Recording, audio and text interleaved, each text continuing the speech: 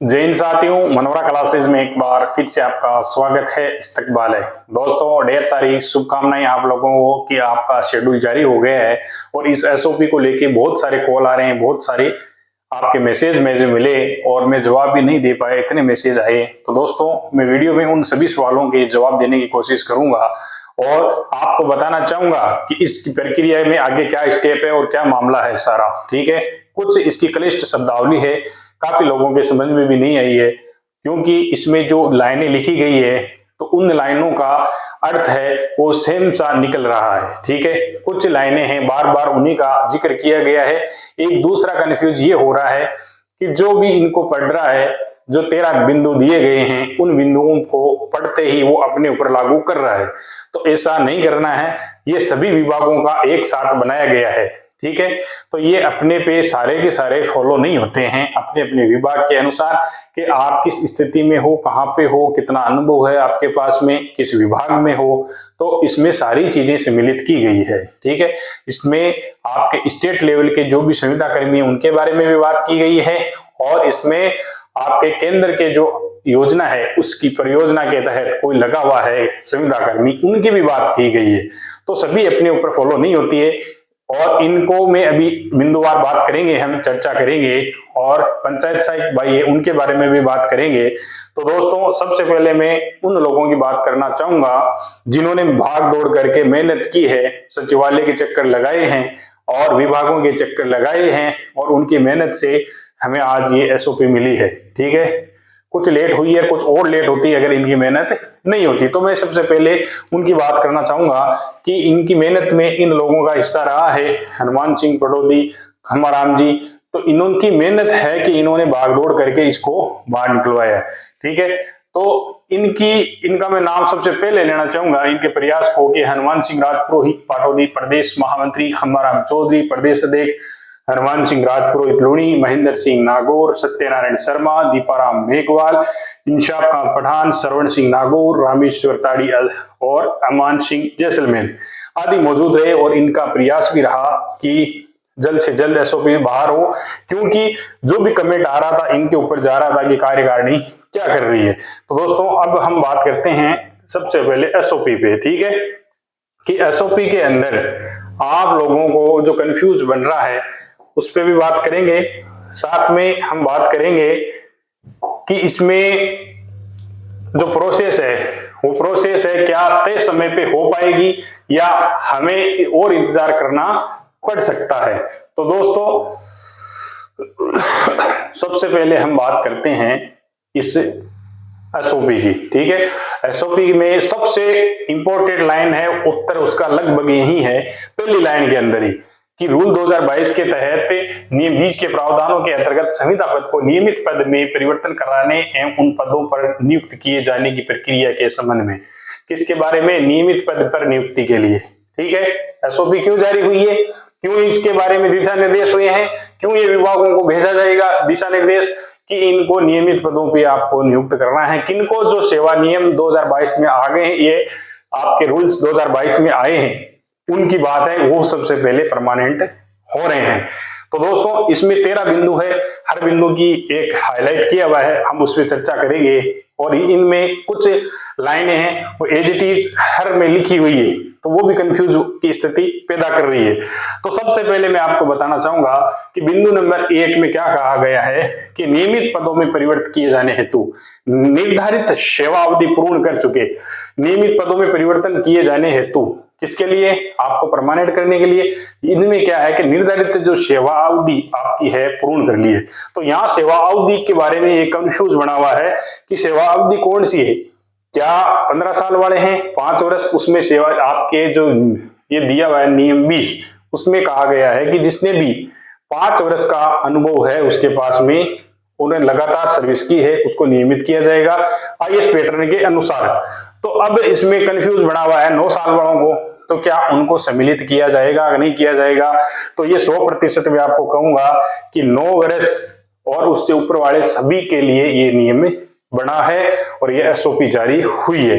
9 वर्ष या उससे ऊपर वाले नियमित हो रहे हैं, 1% भी इसमें किसी भी प्रकार की शंका नहीं है। वो 2 वर्ष की जो छूट है वो यथावत है और उनके साथ ही ये चीज कार्य आगे बढ़ रहा है।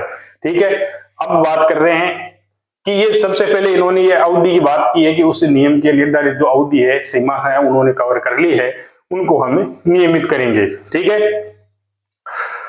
दूसरा पॉइंट है कि विभागों द्वारा नियमित पदों में प्रस्ताव तैयार करेगी।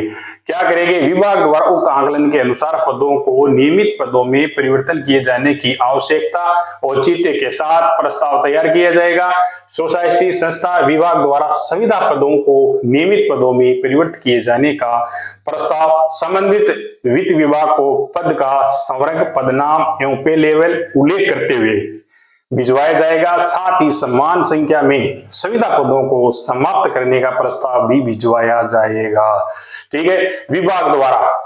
ठीक है, आप इसको सोसाइटी संस्था यहाँ कंफ्यूज नहीं होना है। आप ज्यादातर विभाग में लगे हुए हैं तो आप ये समझ सकते हो कि विभाग द्वारा क्या किया जाएगा, नियमित पदों पर जो प्रस्ताव है वो तैयार किया जाएगा कि हमें ये काम कर रहे हैं और इनका प्रस्ताव तैयार किया जाएगा कि इनका पे लेवल क्या होगा, पदनाम क्या है, किस काम कर रहे हो आप। अगर 3rd ग्रेड का काम कर रहे हो, 3600 पे ग्रेड पे काम कर रहे हो तो आपका पे लेवल ये है। इसमें शैक्षिक प्रशैक्षणिक आपकी योग्यता है, उसके अनुसार पे लेवल निर्धारित किया जाएगा विभाग द्वारा और उनको वो लिस्ट बनाई जाएगी कि कौन सा किस कैटेगरी में आ रहा है, उसके अनुसार आपकी इसकी कार्रवाई होगी। और वो प्रस्ताव बना के क्या करेंगे, आप वित्त विभाग के पास में ये भेजेंगे कि भाई ये मामला है, ये पे ग्रेड है, इस पे क्या भार भूर रहेगा क्या नहीं रहेगा, वो आगे की बात है। ठीक है, तीसरा पॉइंट, नियमित पदों के पदनाम वित्त विभाग को सूचित किए जाएंगे कि नियमित जो पद है उनका पदनाम क्या होगा, विभाग द्वारा निर्धारित कर वित्त विभाग को सूचित किया जाएगा कि ये पदनाम है, इनका ये नाम रखेंगे और ये सेवा नियम रहेगा इनका और इनका ये पे ग्रेड रहेगा। ये जो मिली जुली ये लाइनें आ रही है आपको, ये कंफ्यूज कर रही है क्योंकि इसमें बार बार वित्त विभाग को सूचित किया जाएगा। यह तो सीधी सी बात है कि जब भी कोई काम होता है तो अंतिम ये रहता है कि उस पर कितना भार पड़ेगा, वित्तीय भार रहेगा और रहेगा, जो भी उनको डिटेल देनी पड़ती है। इनके ऊपर भी क्या है, प्रेशर है कि डायरेक्ट ये डिसीजन नहीं ले सकते। ये भी जो भी वित्तीय भार है वगैरह रहेगा तो इनको सरकार को सूचित करना पड़ता है कि ये चीज है, इतना भार पड़ेगा। तो इस भार को कितना सहन आप कर पाएंगे, क्या संविदा कर्मियों के लिए आप कितना बजट निर्माण कर पाएंगे, तो ये सारी चीजें हैं इसके अंदर पहले पेश की जाएगी। ठीक है, अब कोई लोग यहाँ आप कंफ्यूज हो सकते हैं, किसी का कमेंट है कि क्या हमारे लिए कोई वित्तीय भार बहुत ज्यादा हो जाएगा, तो ऐसा कुछ नहीं है, कुछ भी भार नहीं है। इनको एक समझ सकते हो कि उनके लिए एक ये लेवल है, उनको बताना पड़ेगा कि इस पे कितना आपका भार है वो पड़ेगा। ठीक है, कितने रुपए खर्च होंगे। अगर 3600 पे ग्रेड पे लगाते हैं तो कितना खर्च हो रहा है, 2400 पे ग्रेड पे वाले इतने लोग हैं, इनका भार इतना होगा। तो ये एक सीढ़ी है, उनको बता के ही उसके आगे वो प्रस्ताव है पारित करवाया जाता है। ठीक है, अब हम बात कर रहे हैं पॉइंट नंबर, इसी पॉइंट में आगे बताया गया है पदनाम पदों की संख्या। राजस्थान सिविल सेवा पुनरीक्षित वेतन नियम 2017 के पे लेवल को प्रदर्शित करते हुए स्वीकृति प्रदान की जाएगी। देखो यहाँ पे उन्होंने बता दिया कि क्या पदनाम है, क्या मामला है, कितना भार पड़ेगा, सारी चीजें बता दी। उसके बाद में उनको कौन से पे ग्रेड दिया जाएगा, वही पे ग्रेड दिया जाएगा जो राजस्थान के स्थायी कर्मचारी है, गवर्नमेंट एम्प्लॉय है। उन गवर्नमेंट एम्प्लॉय को जो सुविधाएं दे रखे हैं वो सभी आपको मिलेगा, चाहे एचआरए हो, डीए हो। ठीक है, आपको महंगाई भत्ता हो, चाहे मकान किराया भत्ता हो, जो भी चीजें उनको मिल रही है वो भी आपको मिलेगी, वही पे ग्रेड मिलेगा। अगर कोई बंदा बीएडधारी है, प्रशिक्षित है और जो योग्यता रखता है उसकी पे ग्रेड उसके अनुसार रहेगी, जो 12वीं पास है उसकी पे ग्रेड उसके अनुसार रहेगी। तो ये चीजें निर्धारित करके कौन करेगा, ये विभाग तैयार करेगा। ठीक है, तो सिविल सेवा के अंदर जो पे ग्रेड का मामला वही रहेगा और स्वीकृति प्रदान की जाएगी। उसके बाद व्यवहार के संबंध में बजट मद का उल्लेख करते हुए स्वीकृति प्रदान की जाएगी। अब ये उनको टेंशन सता रही है कि भाई जो भी है इनको प्रदर्शित तो करना पड़ेगा नहीं कि भाई कितना वित्तीय भार रहेगा। अगर ये छोटा सा भी काम करते हैं तो कोई भार नहीं है, सरकार के सामने कोई भार नहीं है आपका। आप सोच रहे होंगे कि हम इतने सारे संविदा कर्मी अगर कर रहे हैं, आज 1 लाख अगर एक पे ग्रेड पे भर्ती करते हैं तो भी कोई वित्तीय भार नहीं है। आप इतनी चिंता ना करें, क्योंकि सरकार के पास में केवल ये है कि ये अपना नाम जरूर करेंगे कि हमने इतनी स्वीकृति देके इनको, इतना भार होते हुए भी हमने इनको नियमित किया है। अब बात करते हैं 4 नंबर पॉइंट की। 4 नंबर पॉइंट में कहा गया है कि कर्मचारियों के सेवा नियमों कि कर्मचारियों की सेवा नियमों में पृथक अनुसूची के रूप में सम्मिलित किया जाएगा। जिन विभागों में विभाग के कर्मचारियों की सेवा नियम बने हुए नहीं हैं, उनके बारे में है कि उनका क्या होगा कि उनको कर्मचारियों के सेवा नियमों का आवश्यक संशोधन सहित अंगीकार किया जाएगा। कि भाई अब क्या मामला आ गया यहाँ पे कि नियमों के पृथक अनुसूची के रूप में अगर कोई अलग से कोई चीज ये एडॉप्ट करना चाह रहे हैं, तो जो विभाग के कर्मचारियों के सेवा नियम बने हुए नहीं है, अब उनको अलग से कोई नियम बना के डाल रहे हैं, तो उनको डाल के आपको नियमित तो करना है। तो उनको एक नया जो चीज डाली गई है, नई अनुसूची डाली गई है कि इस अनुसूची के अंदर ये पद है और ये इस प्रकार का काम कर रहे हैं, तो उनको भी स्वीकृति ली जाएगी और उनको एडॉप्ट किया जाएगा। 5 नंबर है ऐसे पद जो किसी संसाधित सेवा संवर्ग के प्रारंभिक पद से ऊपर के हैं, लेटरल एंट्री के पद के रूप में पदोन्नति सीधी भर्ती के 50-50 या 25:75 के अनुपात में भरे जाने। तो ये एक शब्द आया है लिटरल, तो ये शब्द है, तो लेटरल ये एंट्री क्या है, ये है सीधी भर्ती के पद। मान लो कोई भी एग्जाम वगैरह नहीं देना है, अगर कोई डायरेक्ट कोई योग्यता रखते हैं, विशेषज्ञ हैं, जो भी है, तो उनको अगर उस पे ग्रेड पे कोई ले रहा है तो उनसे पहले आपको चाहे 25% या 50% ये आपको सीधे संविदा कर्मियों से में उठाना है।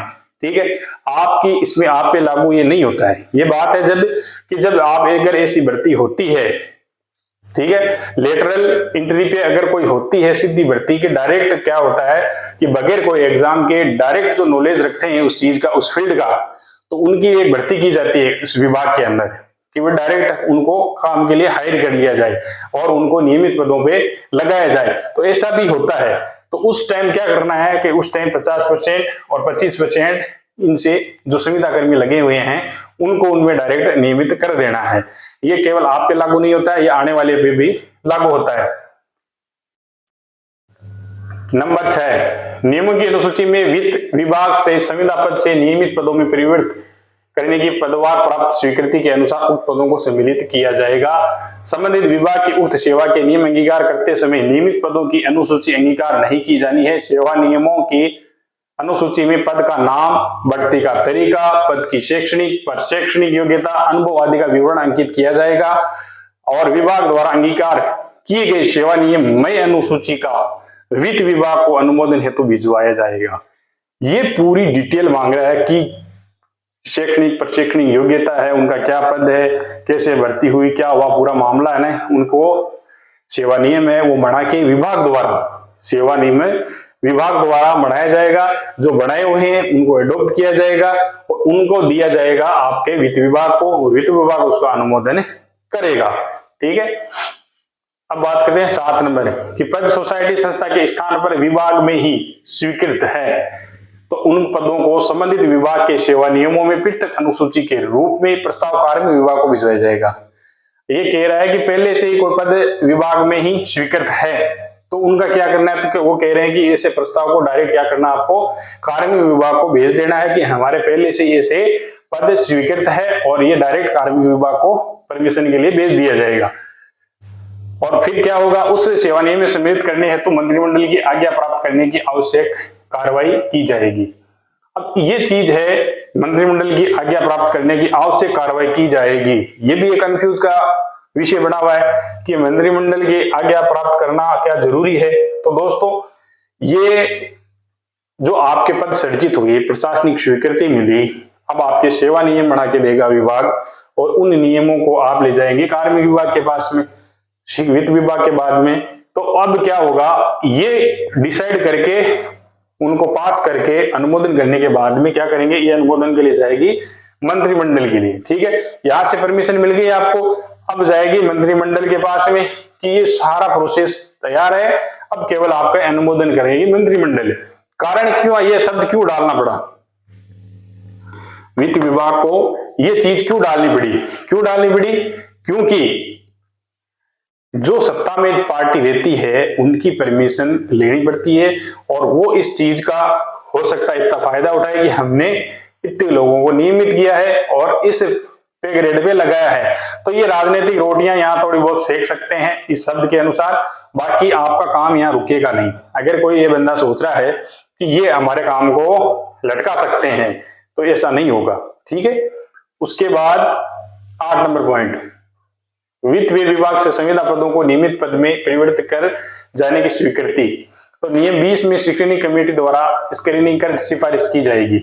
नियम 20 में स्क्रीनिंग कमेटी के बारे में बताया गया है। प्रशासनिक विभाग है, वित्त विभाग है, कार्मिक विभाग है और विभागाध्यक्ष है, उनके जो उप सचिव है उनके बारे में जो बात की गई है उसमें तो वो सारे इसमें क्या करेंगे, स्क्रीनिंग कमेटी द्वारा स्क्रीनिंग कर सिफारिश की जाएगी कि इनकी स्क्रीनिंग हो गई है स्टेट लेवल की, अब आपको इनको नियमित करो, ठीक है।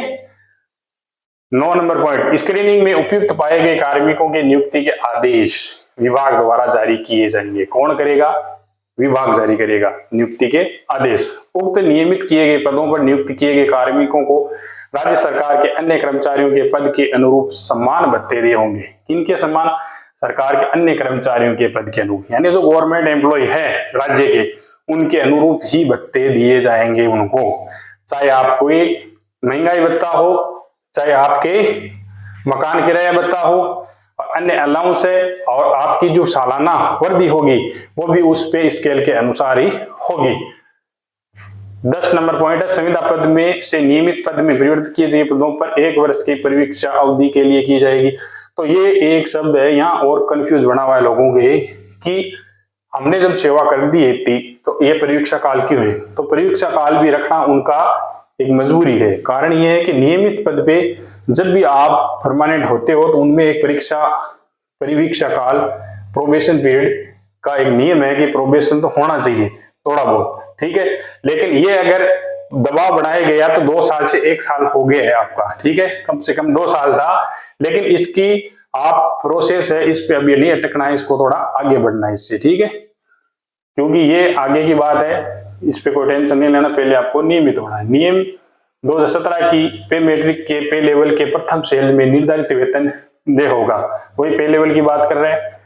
11 सरकार की विभिन्न योजनाओं परियोजनाओं शेष राशि संबंधित विभाग के बजट मध्य 7 की ये कह रहा है कि भारत सरकार की कोई योजनाओं से परियोजनाओं से कोई लगा हुआ है तो उनके क्या है कि उनमें कोई सिस्टम होता है कि 5% 10% केंद्र सरकार उनके पैसे देती है वेतन में, बाकी राज्य सरकार देती है। तो उनके बारे में ये बात कर रहा है कि वहां से कैसे पैसे, कितने वहां से लेना है और इधर से कितने पैसे कटेंगे।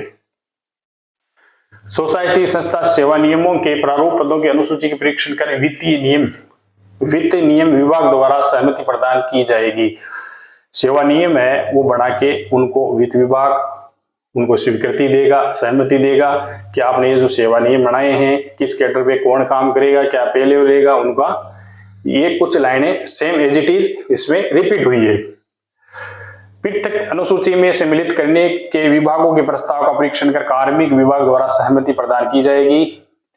अब आपको अनुसूची है पृथक से कोई अनुसूची से सम्मिलित करने के विभागों के प्रस्ताव है, अगर विभागों के अंदर ये प्रस्ताव है पृथक से कोई कार्मिक विभाग को भेजेगा कि भाई हमारे पृथक से ये लोग हैं इनको और एडॉप्ट करना है, तो वो भी कार्मिक विभाग उनको सहमति दे देगा और फिर कार्मिक विभाग मंत्रिमंडल के भेजेगा कि भाई इनको और इसमें एडॉप्ट करना है, कुछ ऐसे भी हैं तो उनको भी ये मंत्रिमंडल से यस करवाएंगे। यहाँ काम रुकने वाला नहीं है, अगर आपके वहां तक प्रोसेस पूरी होती है तो कोई मंत्रिमंडल वाला टेंशन नहीं लेना है।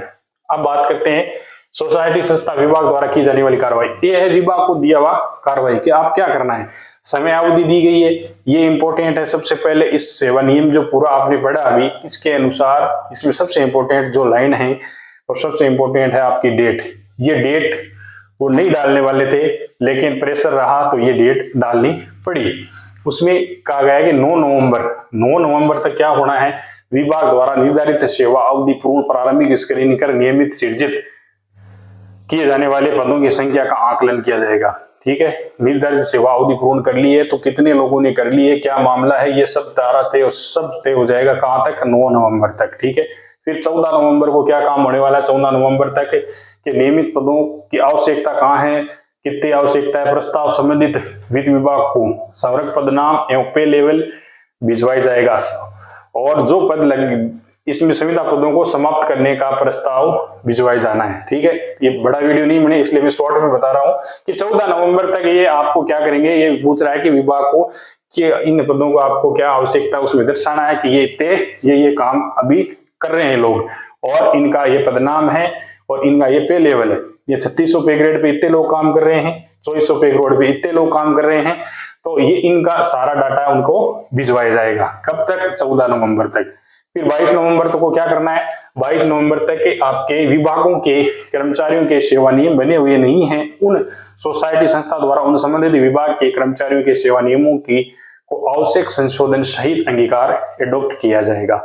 अगर कोई नियम नहीं बना हुआ है तो उनमें संशोधन करके कुछ लाइनें डाल के उनको भी अंगीकार किया जाएगा। उनको करना है 22 नवंबर तक, अगर ऐसे है, क्योंकि ये लाइनें डालना जरूरी थी उनको कि प्रॉब्लम आ सकती है ऐसी भी। फिर है 22 नवंबर को, ये 4 स्टेप है, ये 22 नवंबर को ही हो रहे हैं, ये ध्यान रखना। आप प्रारंभिक पद से ऊपर के पद है लिटरली एंट्री पद के रूप में सम्मिलित किया जाना। तो ये है उनके लिए जो सीधी भर्ती के बारे में बात कर रहे हैं कि उनको लेटरली एंट्री पद के रूप में सम्मिलित किया जाएगा। पुराने पद से ऊपर है कोई, मान लो पे ग्रेड पे कोई लगा हुआ है शुरुआती, उससे ऊपर का कोई डायरेक्ट लग रहा है, तो उनके बारे में ये लाइन उनके बारे में डाली गई है कि उनको भी सम्मिलित करना है, उनकी भी छंटनी करना है। 22 नवंबर को क्या होने वाला है, फिर से पदवार प्राप्त स्वीकृति विभाग द्वारा अंगीकार किए गए सेवा नियम मई अनुसूची प्रारूप वित्त विभाग को भेजी जाएगी। फिर 22 नवंबर को एक काम और हो रहा है, आपके पद विभाग में ही स्वीकृत है, विभाग के सेवा नियमों में फिर तक अनुसूची के रूप में सम्मिलित किए जाने का प्रस्ताव कार्मिक विभाग को भिजवाया जाएगा। विभाग में ही स्वीकृत है, कोई पद है तो उनके बारे में इनको बताना है कि भाई हमारे यहाँ पे पहले से ये पद स्वीकृत है, तो कार्मिक विभाग को 22 तारीख से पहले आपको ये सूचित कर देना है बना के फाइल। 7 पॉइंट पर है 9 दिसंबर तक क्या होने वाला है, 9 दिसंबर तक के नियमित पद में परिवर्तित किए जाने की स्वीकृति प्राप्त होने पर उक्त पदों के तहत संविदा पर कार्यरत पात्र कार्मिकों के नियम 20 में गठित स्क्रीनिंग कमेटी द्वारा स्क्रीनिंग कर सिफारिश किया जाना। ये कब तक है? 9 दिसंबर तक। कि भाई नियमित पद में परिवर्तन किए जाने की स्वीकृति प्राप्त होने पर क्या करना है कि आपको सुविधा पर कार्यरत पात्र कार्मिकों नियम 20 में गठित स्क्रीनिंग कमेटी द्वारा स्क्रीनिंग कर सिफारिश की जाएगी कि हमने स्क्रीनिंग कर ली है, ये इतने लोग हैं, इस योग्यता रखते हैं, ये प्रशिक्षित है, ये अप्रशिक्षित है, ये सारा डेटा 9 दिसंबर से पहले पहुंचाना है। 27 दिसंबर ये सबसे इंपॉर्टेंट है अब तक की लाइनों के अंदर कि संविदा पद को नियमित पदों में परिवर्तित करने पर उक्त नियमित पदों पर नियुक्ति के लिए स्क्रीनिंग में उपयुक्त पाए गए कार्मिकों की नियुक्ति के आदेश संबंधित सोसाइटी संस्था विभाग द्वारा ही किया जाना है। ठीक है, विभाग ही ये क्या करेगा, आदेश निकालेगा नियुक्ति का। कब? 27 दिसंबर को। अगर ये सारी प्रोसेस समयबद्ध होती है तो 27 दिसंबर को आपको लास्ट डेट है, उस दिन आपके कई लोग इसमें आ जाएंगे। जो लेट करेगा वो विभाग वो इसके बाद होगा। अगर समयबद्ध प्रयास करते रहे तो ये यहाँ पे काफी आपके विभागों के नियमित हो जाएंगे। जो लेट चलेगा वो इसके बाद होगा। ठीक है, अब वित्त विभाग को क्या कार्रवाई करनी है उसके बारे में बताया गया है कि 22 नवंबर तक, इससे पहले तक क्या करना है कि प्रस्ताव का परीक्षण संबंधित वित्त विभाग द्वारा किया जाकर नियमित पदों का पदनाम, पदों की संख्या, राजस्थान सिविल सेवा 15 वेतन नियम 2017 के पे लेवल को प्रदर्शित करते हुए स्वीकृति प्रदान की जाएगी। पे लेवल वगैरह है उनको डिसाइड किया जाएगा किसको क्या देना है, वो कार्रवाई करेंगे वित्त विभाग। कार्मिक विभाग की कार्रवाई क्या है, 22 दिसंबर तक उनको क्या करना है कि विभाग के संबंधित सेवा नियमों में इन पदों को पृथक अनुसूची में सम्मिलित करने की विभागों के प्रस्ताव के पृथक अनुसूची बना के इनको विभागों ने प्रस्ताव भेजा है कि इनको सम्मिलित करना है। तो क्या करेंगे, कार्मिक विभाग द्वारा सहमति प्रदान किया जाएगा। सेवा नियमों में अनुसूची को सम्मिलित करने के बाबत मंत्रिमंडल द्वारा ज्ञापन तैयार करें। अगर कोई पृथक से कोई चीज चल रही है, अनुसूची में सम्मिलित करने की बात है, तो उसको कार्मिक विभाग को भेजा जाएगा। कार्मिक विभाग क्या करेगा, मंत्रिमंडल से उसका अनुमोदन करवाएगा कि भाई ये अलग से ये पद है, इतने लोगों को इसमें हम नियमित कर रहे हैं। वित्त विभाग द्वारा की जाने वाली कार्रवाई, ये 18 नवंबर को, 18 नवंबर 2024। नियमित पदों के पदनाम वित्त नियम विभाग द्वारा निर्धारित कर वित्त व्यय विभाग को सूचित किया जाएगा कि भाई नियमित पदों को पदनाम है उनके विभाग द्वारा निर्धारित कर किसको भेजा जाएगा, वित्त विभाग को सूचित किया जाएगा 18 नवंबर तक। लास्ट है, सोसाइटी संस्था के द्वारा अंगीकार किए गए सेवा नियमों के प्रारूपमय पदों की अनुसूची का परीक्षण कर वित्त विभाग द्वारा सहमति प्रदान किया जाना। ये 19 नवंबर तक है। वित्त विभाग द्वारा सहमति प्रदान की जाएगी कि अनुसूची का परीक्षण करेगी। ठीक है कि भाई इस सेवा नियम का प्रारूपमय पदों के साथ में उनको प्रस्तुत कर दिया गया है, वो उनका परीक्षण करेगा, उनमें देखेगा कि कहीं 3600 पे ग्रेड का आदमी है उसको 5600 पे ग्रेड तो नहीं दे रहे हैं, वो तो उसको चीज को देखेगा कि ये लोग है क्या वास्तव में इतनी इनके पास योग्यता है कि इनको 3600 पे ग्रेड मिले, क्या ये काम कर रहे हैं इस ग्रेड का, तो उनको उस ग्रेड के अनुसार इसमें सम्मिलित किया जाएगा। तो ये आपके शॉर्ट रूप से एक एक लाइन को पढ़ते हुए हमने इसको जाना। और अब मैं आपको कुछ बात बताना चाहूं कि ये जो सेवा नियम है इसके लिए आज भी आपकी कार्यकारिणी है वो लगी हुई है जयपुर के अंदर और प्रयास कर रही है कि विभागों को आज ही सेंड किया जाए, सब विभागों को। ठीक है, आज नहीं हुआ तो कल ये काम हो जाएगा, सभी विभागों को पहुंच जाएगा, ये एसओपी पहुंच जाएगी और उसके बाद में कार्रवाई करेगा विभाग। अब कौन सा विभाग कितना एक्टिवेट है और उसको एक्टिवेट करने में आपकी और आपके कार्यकारिणी की क्या भूमिका रहती वो बहुत ही महत्वपूर्ण है, ये याद रखना।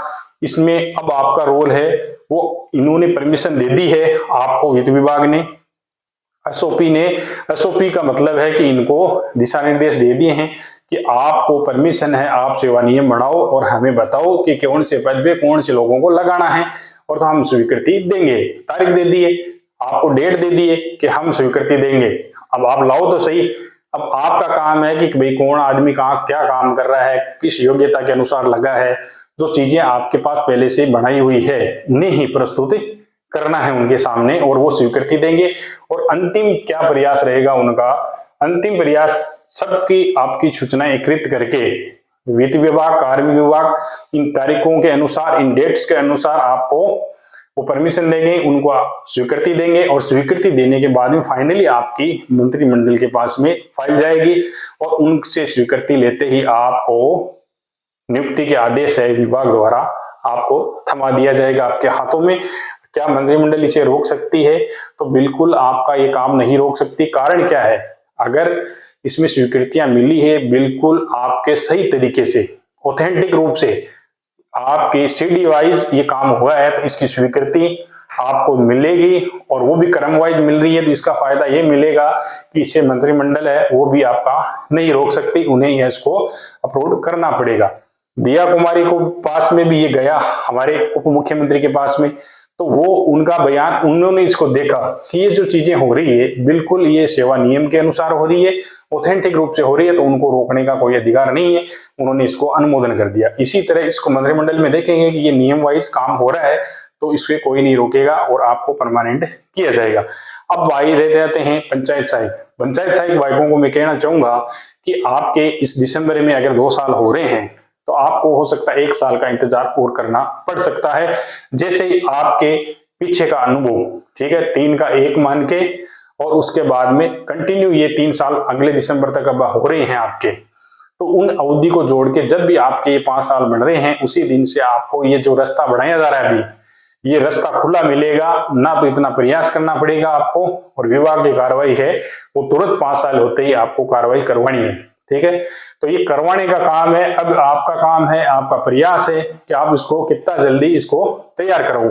इसमें डेडलाइन दे रखी है, इससे पहले ये चीजें तैयार करवानी है, तो ये चीज है आपके हाथ में, आपका प्रयास रहना चाहिए कि हम इस चीज को जल्द से जल्द विभाग के द्वारा कमी बेसी जो भी है इसे पूरी करवाई जाए।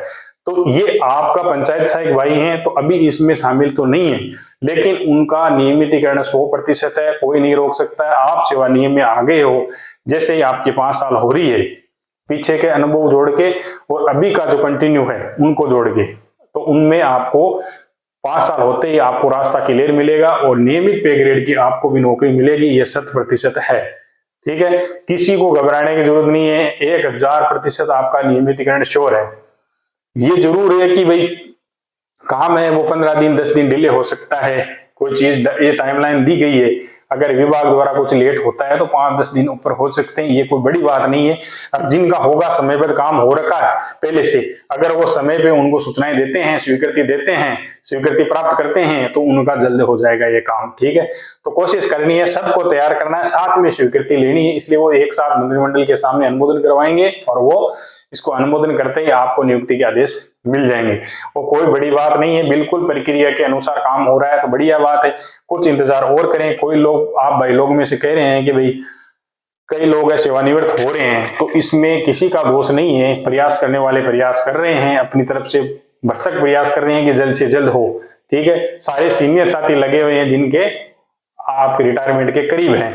नए वालों को तो इतना फायदा है कि प्रोबेशन भी आपको 1 साल मिलेगा। ठीक है, और इसमें प्रोबेशन में भी अभी आप एक बार नियमित हो जाओ, उसके बाद में इसकी भी चर्चा और होगी। ठीक है, और इस एसओपी को अगर आप मान रहे हो कि एक नॉर्मल 5-7 पेज का कुछ आया है, ऐसा नहीं है, ये आपके लिए नियमितीकरण का एक रास्ता खोल दिया है। ठीक है, ये नियमितीकरण का एक रास्ता है, इसके तहत एक आपका दस्तावेज है, तो आगे चल के आपको यही नियमित करवाएगा। थैंक यू, धन्यवाद।